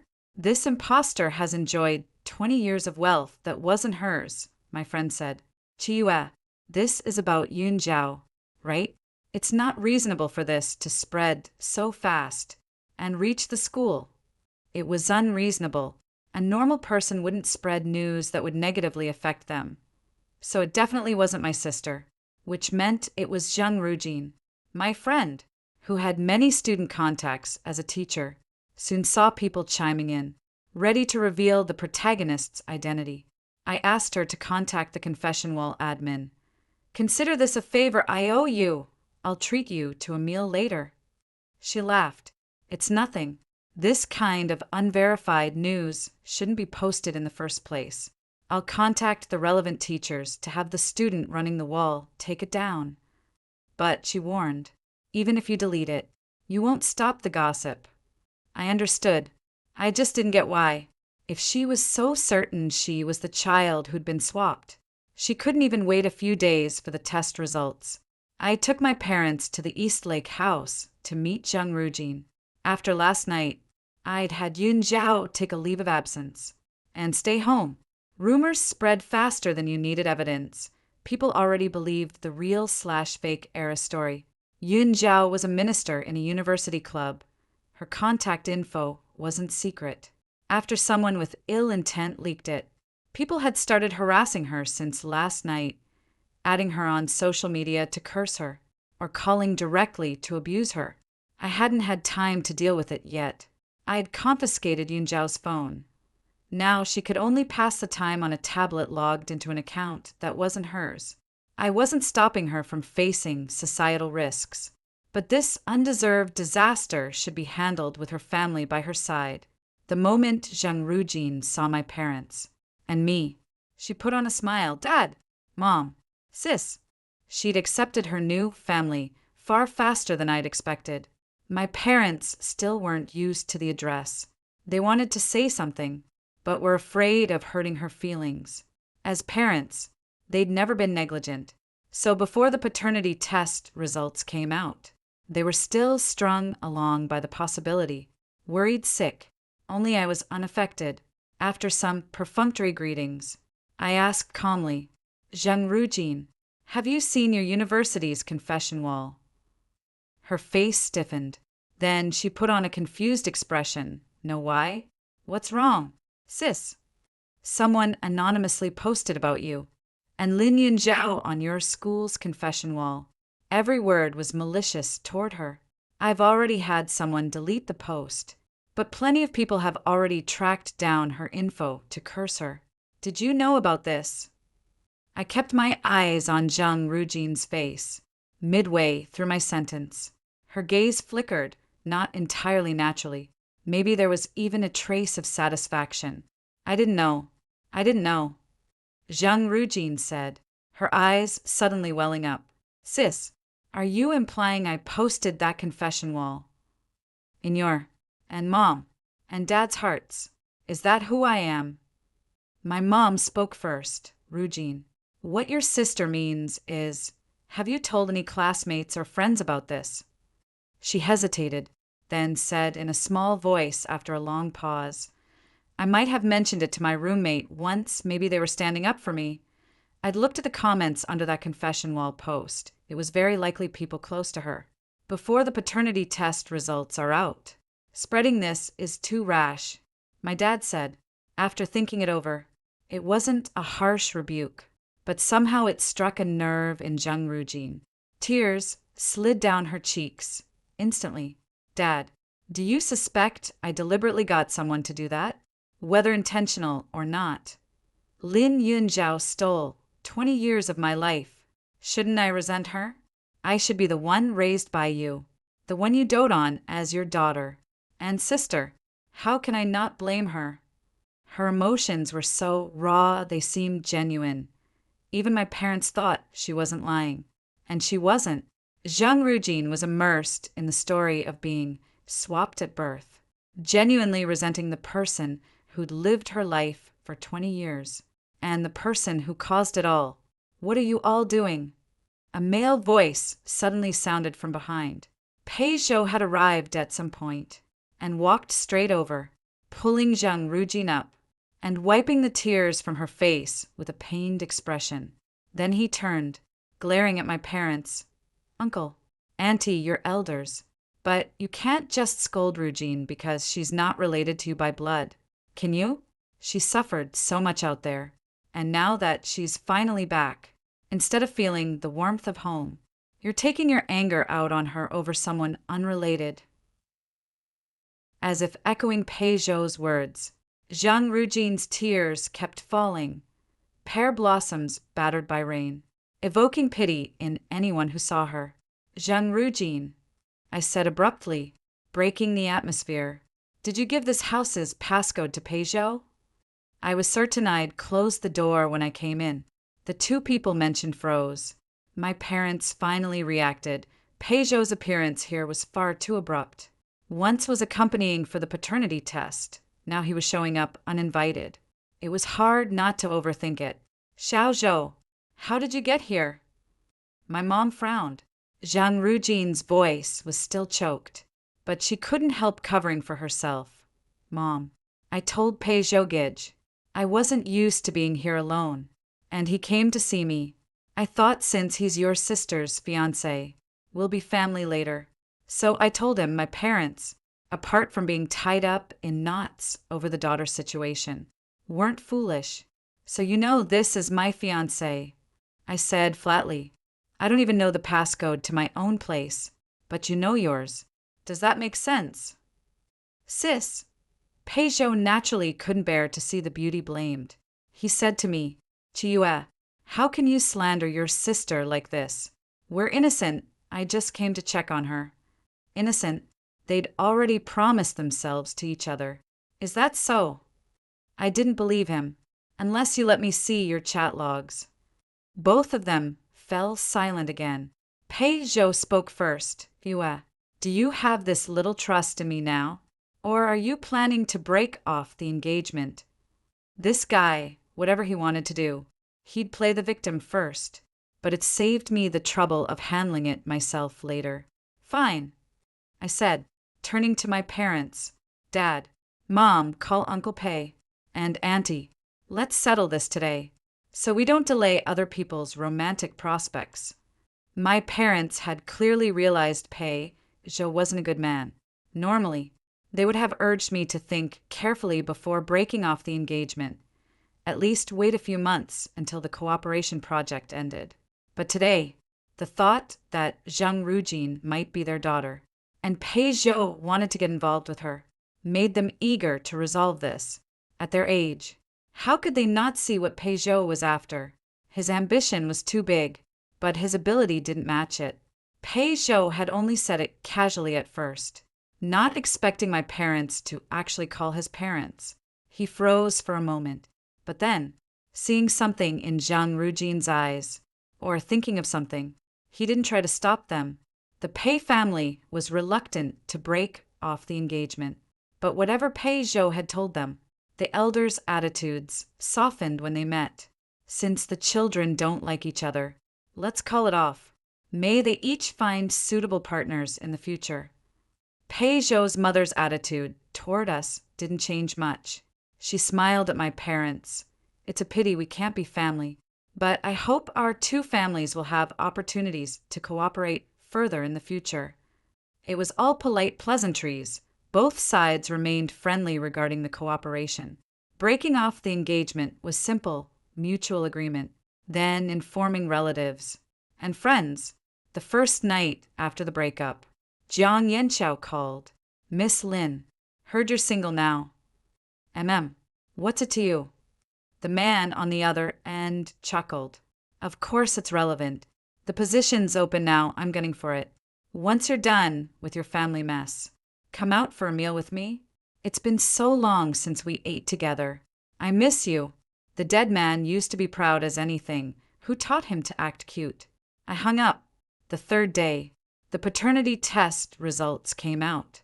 We decided to go to the testing agency in person to get the paper report and open it on the spot. Naturally, all parties involved had to be present, my parents, Lin Yunjiao, and Zhang Rujin. Peugeot had somehow tagged along too, as if here to back Zhang Rujin up. Whatever. My parents and Yunjiao were both nervous, as if that piece of paper would upend our family's peace and warmth. The report was handed to me, and everyone's gaze followed. I looked at Zhang Rujin. My tone calm. Zhang Rujin, this is a judicial paternity test report. There's no possibility of fraud. You're clear on that, right? Zhang Rujin didn't understand why I was saying this, but she nodded. Chiue, stop keeping us in suspense. Open it already. Peugeot urged impatiently from the side. He was clearly very eager to see me become the Lin family's daughter-in-law. I was about to open it when a disheveled, middle-aged woman burst in. She scanned the room, locked eyes on Zhang Rujin, and charged forward screaming, ready to hit her. You little slut! You've gone too far. You abandon your own parents to steal someone else's. The woman slapped Zhang Rujin across the face. Zhang Rujin covered her cheek, shrieking, and the woman was about to hit her again when Peugeot blocked her. He frowned, snapping, Who are you? How dare you hit someone? The middle-aged woman looked up, her features twisted with meanness. I'm her mom. So you're the trafficker? Pei Zhou realized. My parents naturally stepped in to block her, regardless. The results weren't out yet. Zhang Rujin, shielded by Pei Zhou, shouted back, "You're lying. I heard you say you swapped a rich family's baby at the hospital. You said you found out their family background by chance during prenatal checkups. So you did it. The paternity test results are out. Nothing you say can change that now." She wanted this woman, who'd altered her life, to watch her fake daughter's identity be exposed with her own eyes. Seeing the woman's scheme fail would be satisfying. The woman looked at the report in my hand, facing it like a mortal enemy, still trying to cover up. "I told you, Zhang Rujin is my biological daughter. Why would I raise her if she wasn't? I'd just throw her away somewhere, wouldn't I?" Zhang Rujin had Pei Zhou shielding her, so she dared to retort, "Because you can't have any more kids. You need someone to support you in your old age." The woman, struck where it hurt, tried to hit Zhang Rujin again, but was held back, thinking of this woman not only swapping babies but also planning to abandon a child. My gaze turned colder. "Ma'am," I said to her, pointing in Lin Yunjiao's direction, "in your story, my sister is supposed to be your biological daughter, right?" The girl I pointed to flinched, wholly repelled by this strange woman. Of course, who would feel any goodwill toward a mother who used vile language to curse her daughter and beat her? I noticed the woman did glance at Yunjiao. Her acting wasn't skilled. Most of the malice toward Zhang Rujin dissipated when she looked at Yunjiao. It seemed even after all these years, she hadn't noticed anything was wrong. Since everyone was here, let's unveil the results together. The woman instinctively tried to snatch the report from my hand, but I dodged. She yelled, "I already said Zhang Rujin is my biological daughter. What test do you need?" The more she acted like this, the more triumphant Zhang Rujin and Pei Zhou looked, the heavier my parents and sister's expressions became, under everyone's gaze. I opened the 2 paternity test reports. I flipped straight to the result page. The surrounding sound seemed to stall. "What's the result?" my parents asked in unison.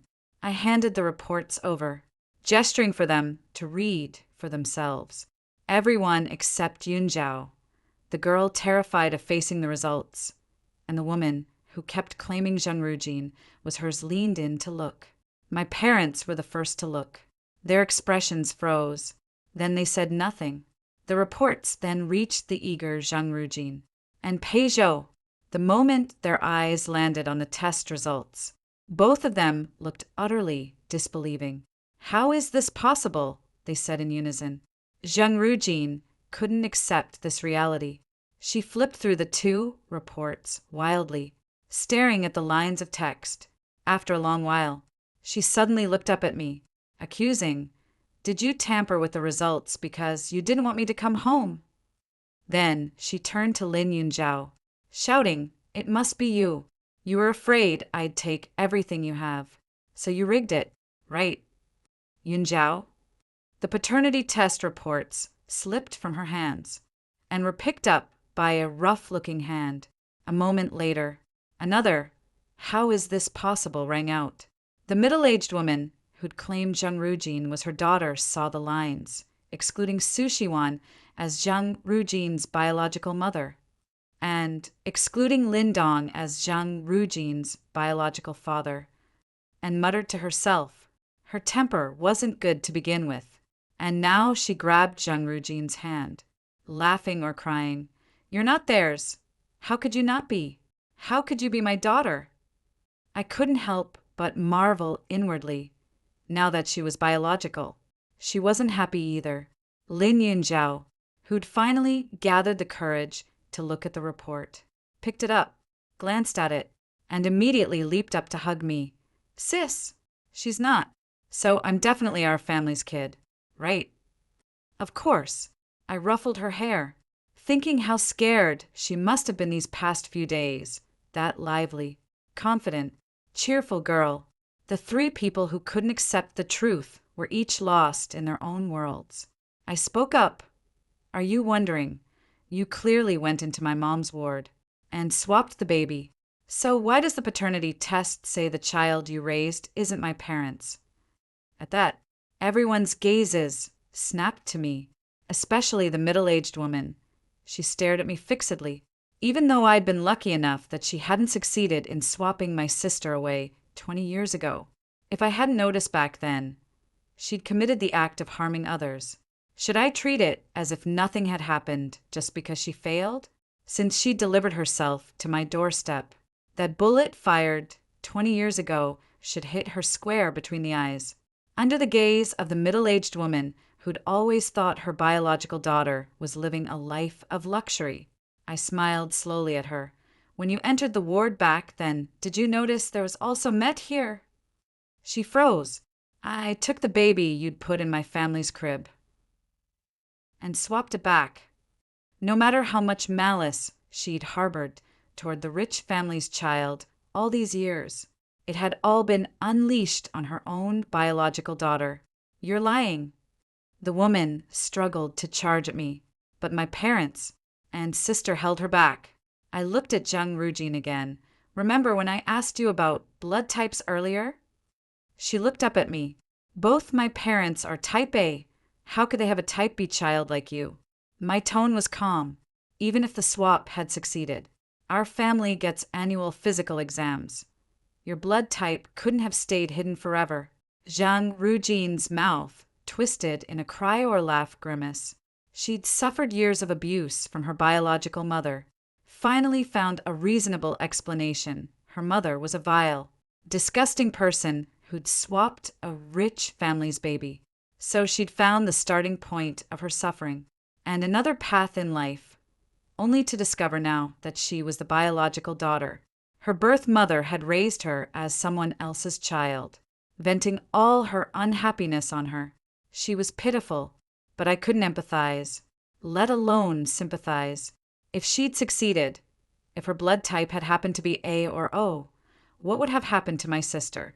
Today's Zhang Rujin would be enjoying wealth that wasn't hers, my parents', and I would have poured all our efforts into treating her well. And my sister would have suffered untold misery. After all, ordinary families don't do paternity tests for no reason. I called for my parents and sister to head back. At the door, I turned to look at them again. By the way, I'll have someone pack your luggage at the Eastlake house. You need to move out today. Also, regarding the rumors and defamation against my sister during this period, I'll settle accounts for every single one. On the way back, my mom chided me. You really are something, keeping something this big from your dad. And me when you were 5. Weren't you afraid your sister would really be swapped away? My dad chimed in. I used to praise you for being mature and steady, but I didn't know you'd keep secrets this well from your parents. You scared me to death. Then he paused, unable to help adding, to have this ability at 5, she's definitely my kid. That earned him a smack from my mom. The gloomy family atmosphere of the past few days finally cleared. My parents bought a bunch of things to cheer up their younger daughter.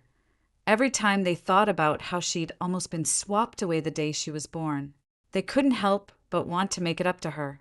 They'd been negligent, or someone else wouldn't have had an opening. My dad said I'd performed a great service, even if it was at 5. He'd reward me now. He decided to give me a company. I seriously suspected he and Mom wanted to retire. With the truth out, there were scores to settle.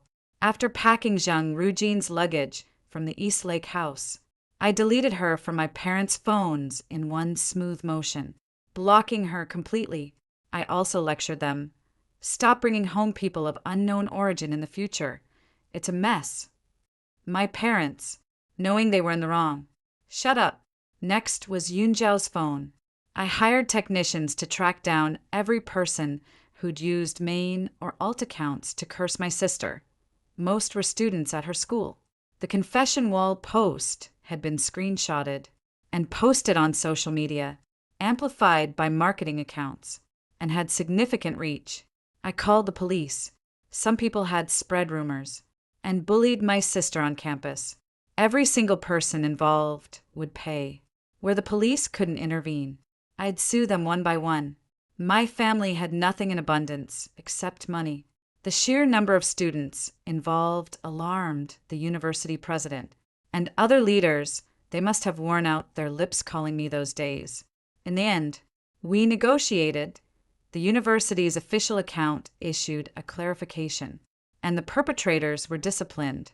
Every student involved recorded an apology video and submitted a handwritten self-criticism. As for non-student netizens, my family's legal team would handle them.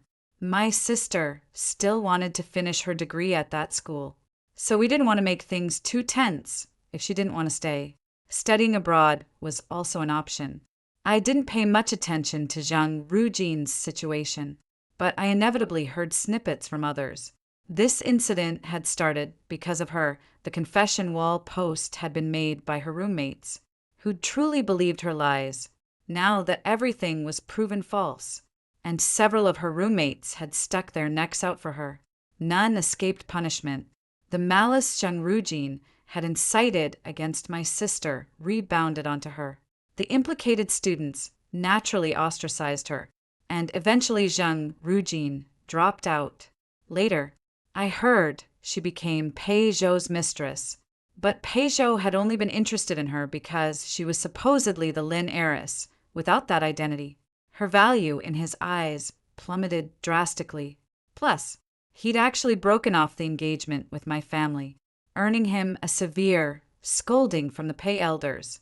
Not long ago, he tried to get back together with me, but Jiang Yanxiao answered that call. I watched him put it on speaker, listening to the other and pour out apologies and confessions with great emotion. Then laugh. The spot beside our Miss Lin is highly competitive. If you don't want it, plenty of others do. Then he hung up, ignoring the other end's spluttering rage. I walked over, picked up the phone, and found he'd already blocked the number. What are you jealous of? Jiang Yanxiao reached out to pull me into his arms. Jealous? Of him. I can't stand him. Looks like he has a bad temper, but no ability. Every time I see him, he looks like he has kidney deficiency. This man could poison himself with his own words. You, Jiang Yanxiao, called me.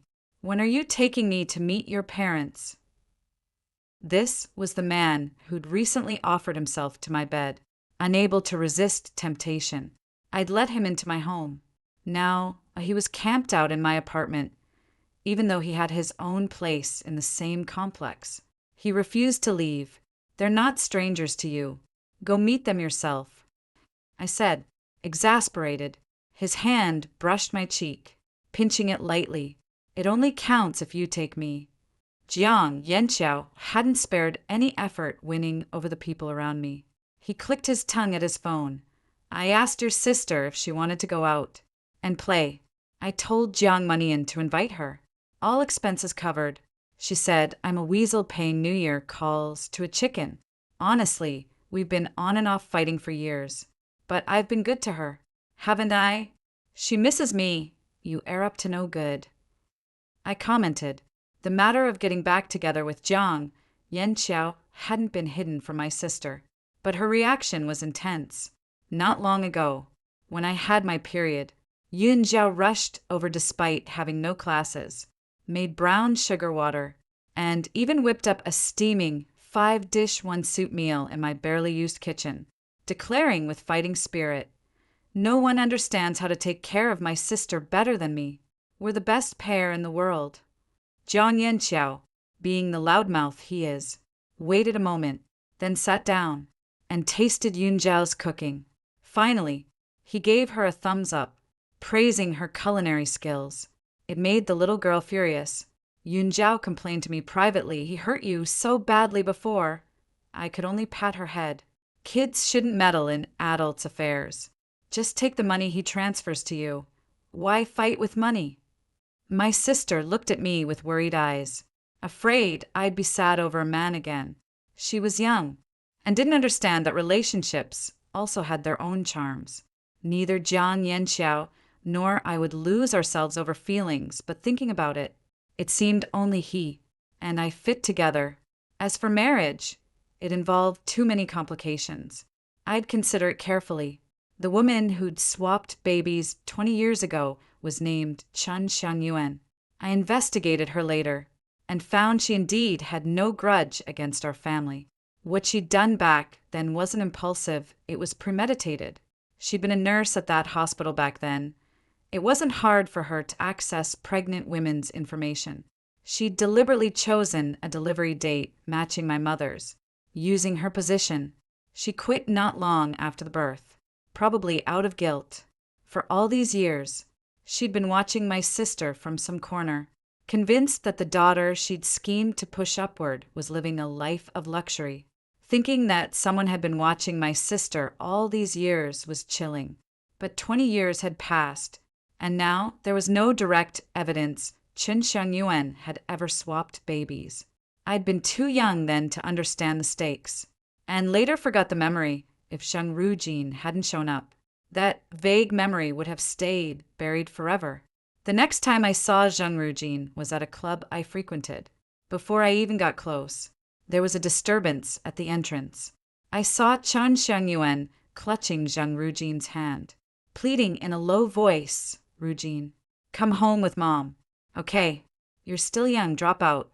And retake the college entrance exam. Don't quit school. Those rich young masters won't treat you well." The woman was much thinner than when I'd last seen her, not normal thinness. More like illness. "Get away from me. Leave me alone." "Rujin, Mom was wrong. Don't sink so low. Mom's sick. I don't have long to live.